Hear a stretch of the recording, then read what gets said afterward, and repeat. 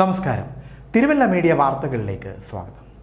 യുവജനങ്ങൾ കലയും സാഹിത്യവും ലഹരിയാക്കണമെന്നും അത്തരത്തിലുള്ള പ്രവർത്തനങ്ങളിലൂടെ മാത്രമേ യുവജനങ്ങളെയും കുട്ടികളെയും ഒക്കെ കാർന്നു തിന്നുന്ന MDMA അടക്കമുള്ള ലഹരി പദാർത്ഥങ്ങളിൽ നിന്ന് സാംസ്കാരിക കേരളത്തെ മോചിപ്പിക്കാൻ സാധിക്കുകയുള്ളൂ എന്നും തപസ്യ സംസ്ഥാന സമിതി അംഗവും സംവിധായകനുമായ MB പത്മകുമാർ അഭിപ്രായപ്പെട്ടു.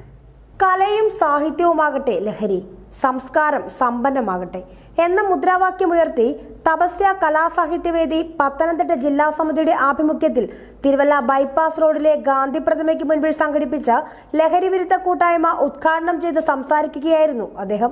തപസ്യ ജില്ലാ രക്ഷാധികാരി ഡോക്ടർ PN രാജേഷ് കുമാർ അധ്യക്ഷത വഹിച്ചു.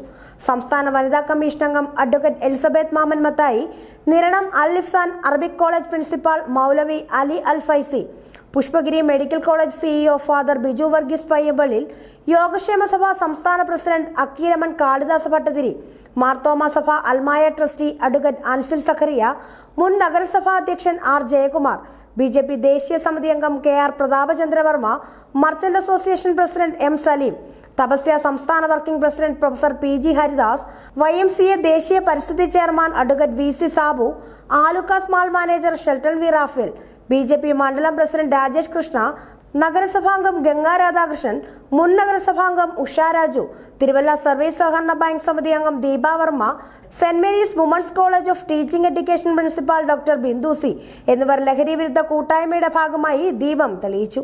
തപസ്യ ഭാരവാഹികളായ ശിവകുമാർ അമൃതകല, ഉണ്ണികൃഷ്ണൻ വസുദേവം, നിരണം രാജൻ, മനോജ് ആറന്മുള, ഹരികുമാരൻ നമ്പൂതിരി, ശ്രീദേവി മഹേശ്വർ, മുരളീധരൻ പിള്ള, ശില്പി വിഷ്ണു PM, രതീഷ് നിരണം, RLV സനോജ് പുറമറ്റം, ദിലീപ് കുമാർ, സുരേഷ് ശ്രീനിവാസ്, മനോജ് കുമാർ, സുപ്രഭ രാജൻ, തിരുവല്ല വിജയകുമാർ എന്നിവർ പ്രസംഗിച്ചു.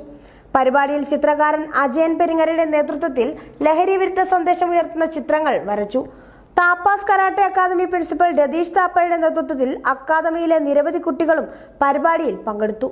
News desk Thiruvalla media.